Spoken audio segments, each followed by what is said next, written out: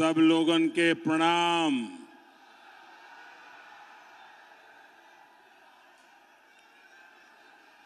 रउआ सबके गोड़ लागती, प्रणाम करती।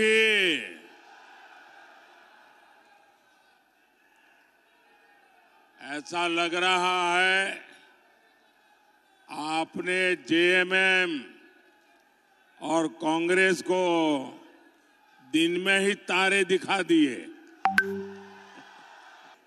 वहां जो पीछे सिक्योरिटी के और प्रशासन के लोग काम करते हैं, मैं देख रहा हूं कि बहुत लोग आ रहे हैं, लेकिन शायद उन्होंने एंट्री पॉइंट बहुत कम बनाए हैं, इसलिए लोगों को अंदर आने में दिक्कत हो रही है। अच्छा होगा, अब एकदम पीछे आना है तो आने दीजिए, इतनी स्क्रूटिनी करने की क्या जरूरत है। बहुत बड़ी मात्रा में हुजूम का हुजूम आ रहा है। शायद यहां से मेरी बात वो प्रशासन वालों को सुनाई देगी कि नहीं मुझे मालूम नहीं, अदरवाइज यहाँ के कोई व्यक्ति जाके वहां समझाएं ताकि ज्यादा लोग अंदर आ सकें। वैसे भी ये पंडाल छोटा पड़ गया है। साथियों, मैंने लंबे अरसे तक पार्टी के संगठन का काम किया है। यहां झारखंड में भी हर इलाके में जाया करता था, चुनाव लड़वाए भी हैं, चुनाव लड़े भी हैं, लेकिन सुबह 10 साढ़े 10 बजे इतनी बड़ी रैली करने की हिम्मत मैं नहीं कर सकता था। मैं यहां आपकी पूरी टीम को बधाई देता हूं भाई, इतनी बड़ी रैली सुबह 10:30 बजे करना, ये बहुत बड़ी ताकत लगती है। आपने बड़ा कमाल किया है जी। ये धरती शहीद नीलांबर पीतांबर की धरती है। मैं इस धरती को प्रणाम करते हुए इतनी बड़ी रैली, इतनी बड़ी संख्या में माताएं बहनें,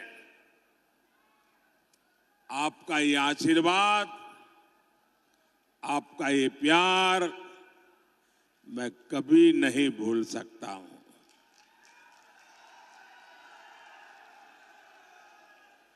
भाइयों और बहनों, आप सभी अपने एक वोट के महत्व को बहुत अच्छी तरह जानते हैं। 2014 में आपके एक वोट ने ऐसा काम किया कि पूरी दुनिया भारत के लोकतंत्र की ताकत को सलाम करने लग गई थी।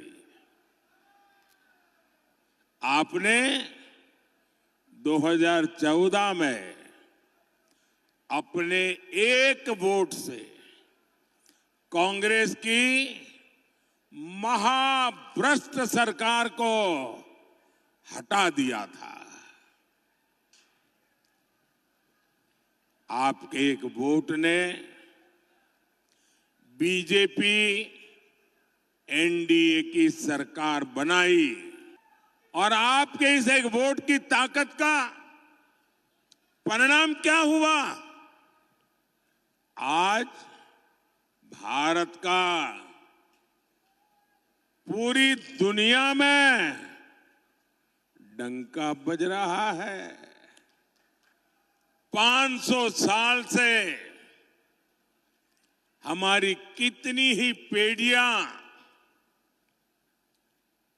संघर्ष करती रही, इंतजार करती रही, लाखों लोग शहीद होते रहे। 500 साल लंबा अविरत संघर्ष चला, शायद दुनिया में इतना लंबा अविरत संघर्ष इतिहास में कहीं नहीं हुआ होगा जो अयोध्या में हुआ। आपके वोट की ताकत देखिए, आपके वोट की ताकत देखिए।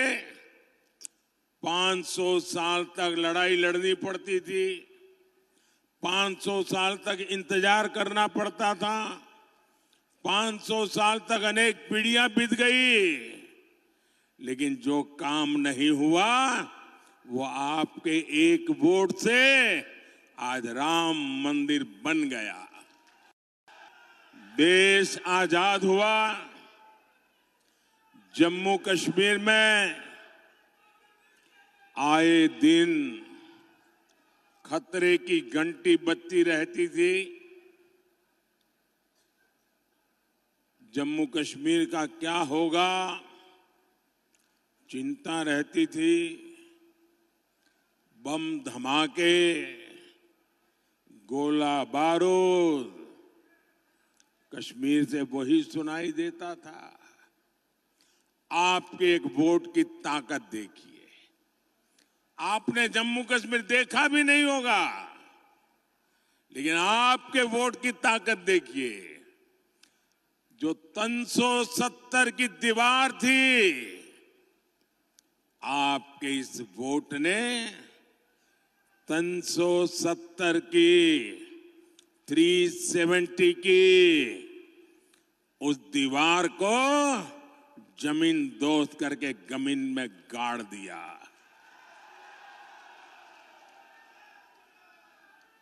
आए दिन हमारे झारखंड में, छत्तीसगढ़ में, उड़ीसा में, बिहार में, आंध्र में, पशुपति से लेकर के तिरुपति तक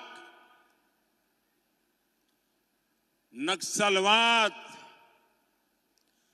आतंकवाद फैला करके यहां की धरती को लहूलुहान कर देता था। कितनी माताएं अपना जवान बेटा खो देती थी। पाल पोस करके बड़ा किया बेटा गलत संगत में आकर बंदूक उठाकर जंगलों में भाग जाता था। आपके एक वोट ने कितनी ही माताओं की आस पूरी की, बच्चों को बचा लिया। आपके एक वोट ने इस धरती को लहूलुहान करने वाले नक्सलवादी आतंकवाद से मुक्ति दिला दी। ये आपके एक वोट की ताकत है। साथियों, याद करिए कांग्रेस के समय क्या हाल था। यहां बम फूटते थे, आतंकवादी गोलियां चलाते थे, निर्दोषों को मौत के घाट उतारते थे, और दिल्ली की सरकार पाकिस्तान को लव लेटर भेजती थी। लव लेटर, अमन की आस लगाती थी, अमन की आस। पाकिस्तान जितने लेटर जाता थे उससे ज्यादा आतंकी भेजता था, और बम गोले लेकर वो देश में खून की होली खेलते थे। और जब आपने एक वोट दिया ना, उस वोट ने मुझ में इतना दम भर दिया, इतना दम भर दिया, मैंने आते ही कह दिया इनफ इज इनफ, बहुत हो चुका है, अब ये खेल नहीं चलेगा। मां भारती का अपमान नहीं सहूंगा, निर्दोषों को नहीं मारने दूंगा। आज नया भारत डोजियर नहीं भी देता, ये नया भारत है घर में घुसकर मारता है। सर्जिकल स्ट्राइक, एयर स्ट्राइक के तमाचे ने पाकिस्तान को हिलाकर रख दिया था। पहले एक समय ऐसा था, कोई महीना ऐसा नहीं जाता था कि जब झारखंड, बिहार के इस इलाके से देश की सेवा करते करते हमारे नौजवान सीमा पर शहीद न होते हो, कश्मीर में शहीद न होते हो और तिरंगे में लिपट करके उनकी शरीर वापस न आते हो। ये हर महीने चलता था। आज वो सब बंद हो चुका है। ये आपके वोट ने किया है। एक वो स्थिति थी जब आतंकी हमले के बाद कांग्रेस की डरपोक सरकार दुनिया भर में जा जाकर रोती थी। ये स्थिति कि पाकिस्तान, वो वक्त चला गया जब हम दुनिया में जाकर के रोते रहे। आज स्थिति ये है, पाकिस्तान दुनिया भर में जा जा करके रो रहा है। बचाओ बचाओ चिल्ला रहा है। आज पाकिस्तान के नेता कांग्रेस के शहजादे को पीएम बनाने के लिए दुआ कर रहे हैं, लेकिन मजबूत भारत तो अब मजबूत सरकार ही चाहता है। ये दृश्य दिखाता है पूरा हिंदुस्तान में से हर कोई कहता है मजबूत भारत के लिए मजबूत सरकार, मजबूत सरकार के लिए मोदी सरकार। फिर एक बार भाइयों और बहनों, मुझे सीएम और पीएम के रूप में देशवासियों की सेवा करते करते अब 25 साल हो जाएंगे। आपके आशीर्वाद से 25 साल हो गए। मोदी पर एक पैसे का घोटाले का आरोप नहीं लगा है। और मेरे लिए तो मेरी ये मां बहनें बैठी है ना, उनकी दुआ, उनके आशीर्वाद ही मेरे लिए बहुत है, काफी है। मुझे जीवन में और किसी की जरूरत नहीं है जी। मैं आज भी पद, प्रतिष्ठा, सुख, समृद्धि, इन सब से दूर वैसा ही हूं जैसा आपने मुझे यहां भेजा था। मोदी मौज नहीं, मिशन के लिए पैदा हुआ है। जेएमएम कांग्रेस के नेताओं ने भ्रष्टाचार से अपार धन संपदा खड़ी की है। मेरे पास अपनी साइकिल भी नहीं है, न मेरा घर है। साथियों, संपत्ति हो, राजनीति हो, सब कुछ ये अपने अपने बच्चों के लिए अर्जित कर रहे हैं। ये उनके लिए विरासत में ढेर सारी काली कमाई छोड़कर जाएंगे। लेकिन मोदी को किसके लिए छोड़ना है भाई? आगे कुछ रखा ही नहीं है, पीछे भी कुछ रखा नहीं है। मेरे वारिस तो आप सब ही है। आपके बच्चे, आपके नाती पोते, यही मेरे वारिस है। मेरी इच्छा है मैं विरासत में आपको, आपके बच्चों को विकसित भारत देकर के ही जाऊं, ताकि आपको कभी मुसीबत भरी जिंदगी जीने की नौबत ना आए, आपका अच्छा जीवन हो, आपको वो सब न देखना पड़े जो मेरे जैसे परिवार, जो मैंने कभी देखा था, मेरे जैसे लाखों करोड़ों परिवारों ने देखा है। मैं वो स्थितियों से देश को मुक्ति दिलाना चाहता हूं। भाइयों बहनों, मेरे जीवन को आप भली भांति जानते हैं। मैं गरीबी का जीवन जीकर आया हूं। मैंने गरीबी को जिया है। गरीब की जिंदगी कितनी तकलीफ वाली होती है ना, उससे मैं गुजरते गुजरते यहां आया हूं। इसलिए 10 वर्षों में गरीब कल्याण की हर योजना की प्रेरणा मेरे अपने जीवन के अनुभव से जन्म लिया है। जब आज मैं लाभार्थियों से मिलता हूं तो खुशी के मारे मेरी आंख में से आंसू निकल आते हैं। और ये आंसू वही समझ सकता है जिसने गरीबी देखी हो, जिसने कष्ट में जीवन गुजारा हो,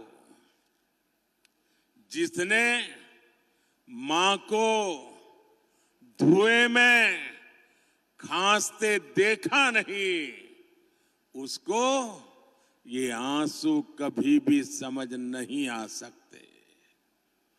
जिसने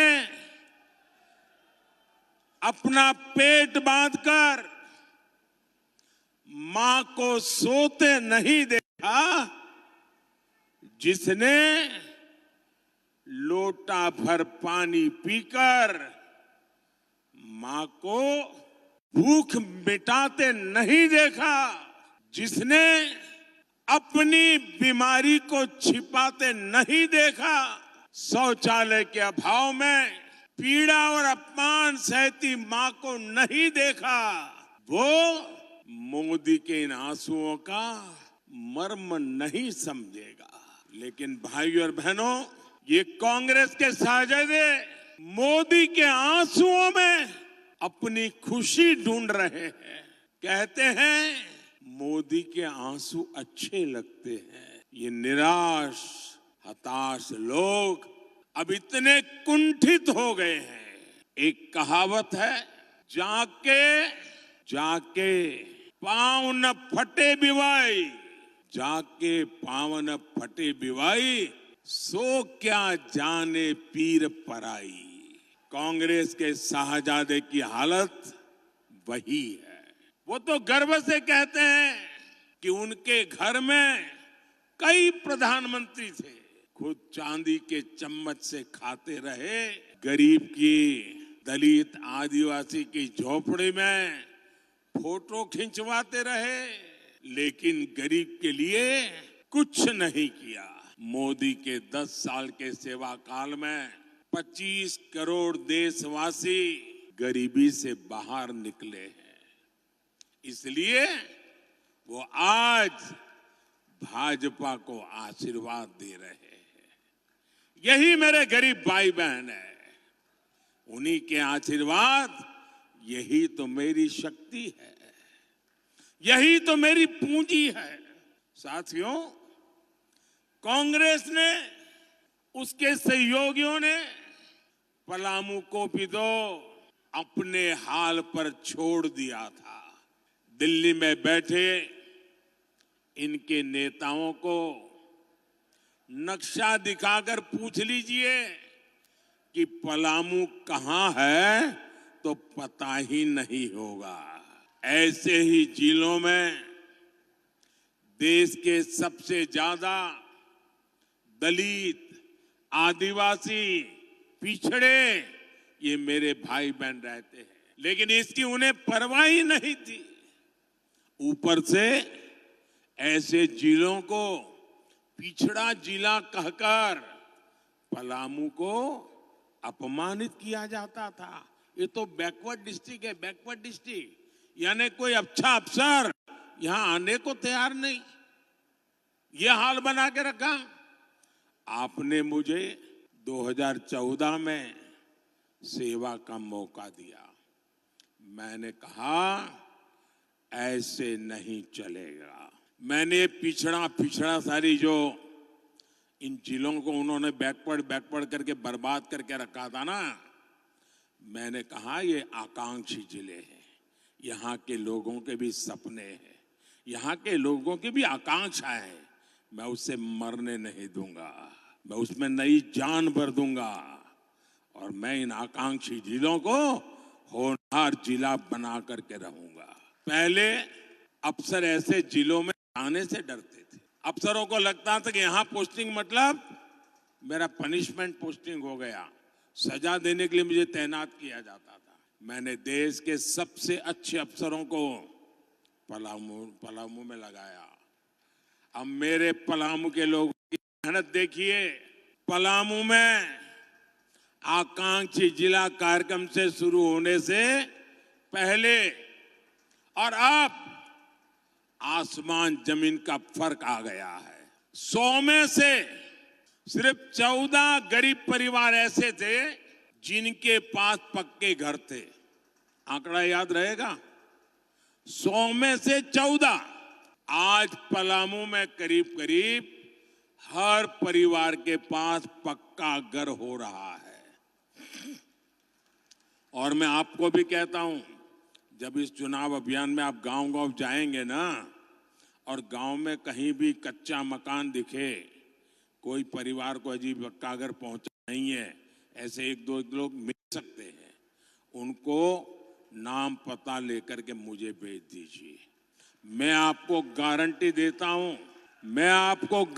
देता हूं, तीसरे टर्म में जब मैं अगली बार प्रधानमंत्री बनूंगा, उनका घर पक्का बना करके दे दूंगा।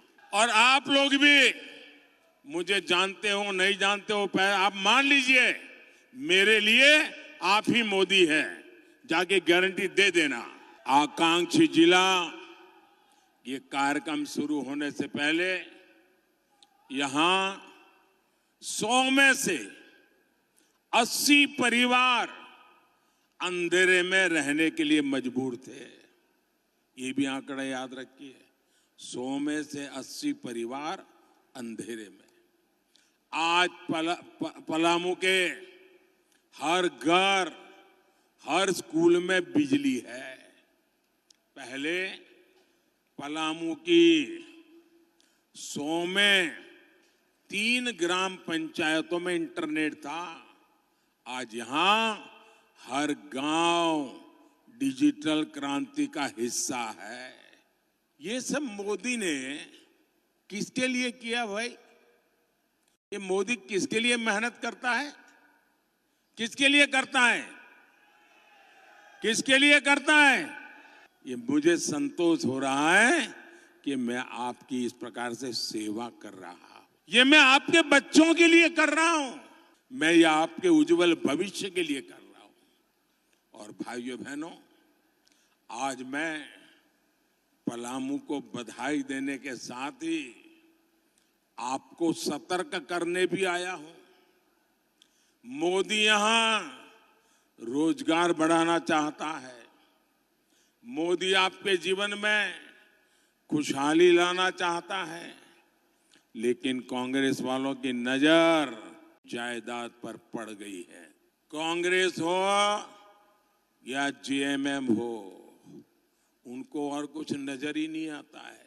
और ये कांग्रेस ने अभी अपना मैनिफेस्टो निकाला है और बेईमानी देखिए, वो कह रहे हैं कि वो आपका एक्सरे करेंगे। एक्सरे, कितनी जमीन है, घर कहाँ है, कितने कमरे हैं, घर में सोना है कि नहीं है, चांदी है कि नहीं है, मंगलसूत्र है कि नहीं है, जांच कराएंगे और उसमें से कुछ हिस्सा आपसे छीन लेंगे और आपसे वो लेकर के अपनी वोट बैंक को देना चाहते हैं।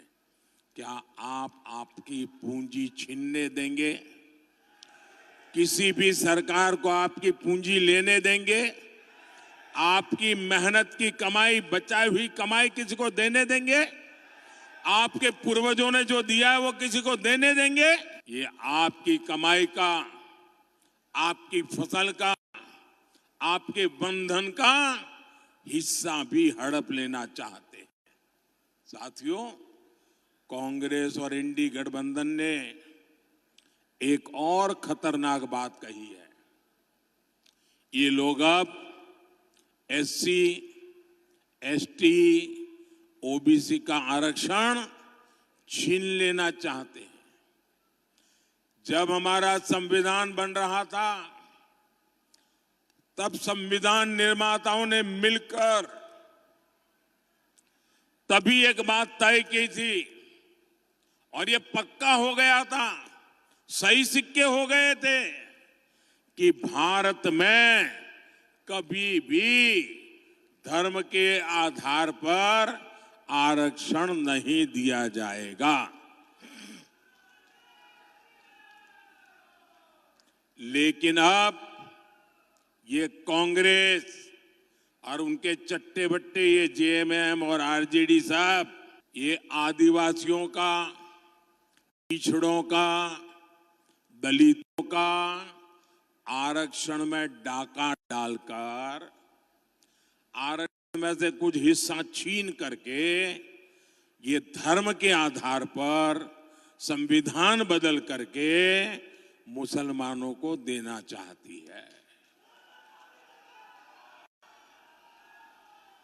और कांग्रेस चिल्ला चिल्ला कर बोल रही है और आरजेडी जेएमएम वाले जवाब भी नहीं दे रहे। वो कांग्रेस के इस ऐलान पर मौन सहमति दे रहे हैं। क्या आप अपने आरक्षण के हक को जाने देंगे? क्या आप अपने आरक्षण के हक को जाने देंगे? क्या बाबा साहब आंबेडकर ने दिया है उसको छीनने देंगे? क्या मेरे आदिवासी भाई बहन, मेरे दलित भाई बहन, मेरे पिछड़े भाई बहन, आप लिख के रखिए, ये मेरी गारंटी है कि जब तक मोदी जिंदा है,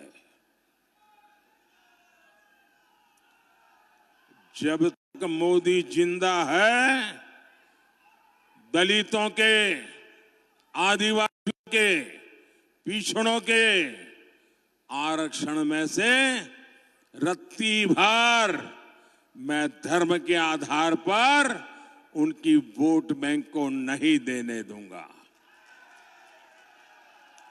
मैं संविधान पर कोई भी छेड़छाड़ नहीं करने दूंगा। साथियों, भाजपा ने, एनडीए ने हमेशा आदिवासी हितों को सर्वोपरि रखा है। ये मेरा सौभाग्य है कि मैं देश का, ये मेरा सौभाग्य है कि मैं देश का पहला प्रधानमंत्री हूं जो उल्हातू गया, भगवान बिरसा मुंडा के गांव गया। साल 2025 भगवान बिरसा मुंडा का 150वां जन्म जयंती वर्ष है। मोदी ने तय किया है मेरे तीसरे प्रधानमंत्री के कार्यकाल के दरमियान हमारे बिरसा मुंडा जी के 150वीं जयंती हिंदुस्तान के हर कोने में शान से मनाई जाएगी। बिरसा मुंडा का जन्म, उस जन्म दिवस को जनजातीय गौरव दिवस मनाते हैं। 150 साल निमित्त जनजातीय गौरव वर्ष के रूप में मनाया जाएगा। भगवान बिरसा मुंडा की प्रेरणा से ही मैंने 24,000 करोड़ रुपए की पीएम जन योजना शुरू की। इसका लाभ आदिवासियों में भी जो सबसे पिछड़ी जनजातियां हैं उन्हें होगा। भाइयों और बहनों, बीते 10 साल में मोदी ने आपको पक्का घर दिया है, बिजली, गैस, पानी दिया है। मोदी का तीसरा कार्यकाल शुरू होने दीजिए। जिन जिन लोगों को अब तक मोदी की योजनाओं का लाभ नहीं मिल पाया है, उन्हें भी इसका लाभ मिलेगा और ये मोदी की गारंटी है। साथियों, एनडीए सबका साथ, सबका विकास के लिए प्रतिबद्ध है। यहां झारखंड में आजसू पार्टी और सुदेश महतो जी के साथ उनके मिलकर के आज एनडीए एक ताकत से लड़ाई लड़ रही है। आपको पलामू से हमारे विष्णु दयाल राम जी को ज्यादा से ज्यादा मतों से विजयी बनाना है। ये हमारे विष्णु दयाल जी इतने सरल है कि पार्लियामेंट में जब किसी को मैं उनका परिचय करवाता हूं कि डीजीपी थे तो मानने को तैयार नहीं है। एकदम सरल, जमीन पर रह करके सुख दुख के साथी ऐसे आपके उम्मीदवार हैं। देश को ऐसे लोगों की जरूरत है। 13 मई को आपको अपना बूथ जीतना है। जीतेंगे? पोलिंग बूथ जीतेंगे? मुझे चुनाव तो जीतना है, पोलिंग बूथ भी जीतना है। आप घर घर जाएंगे? जरा दोनों हाथ ऊपर करके बताइए, घर घर जाएंगे, मतदाताओं को मिलेंगे। अच्छा, पोलिंग के दिन छोटी छोटी यात्राएं निकाल करके मतदान करवाइए। रामधुन करते करते जाइए, उत्सव का माहौल बनाइए और भारी संख्या में मतदान कराइए। कितनी ही गर्मी क्यों ना हो, पहले मतदान फिर जलपान। अच्छा, मेरा एक काम करेंगे, जरा मुझे बताइए, मेरा एक काम करेंगे? हाथ ऊपर करके बताइए, मेरा एक काम करेंगे? मेरा पर्सनल काम है, करेंगे? ये चुनाव का काम नहीं है, करेंगे? ये मोदी का काम है, करेंगे? मेरा एक काम करना, घर घर जाना, जाकर के कहना कि मोदी जी आए थे और मोदी जी ने आपको जय श्री राम कहा है। मेरा जय श्री राम पहुंचा देंगे? पक्का पहुंचा देंगे? बोलिए भारत माता की, भारत माता की, भारत माता की। बहुत बहुत धन्यवाद। लाइव लगातार के वीडियो को लाइक करें, सब्सक्राइब करें और बेल आइकॉन को दबाना न भूलें।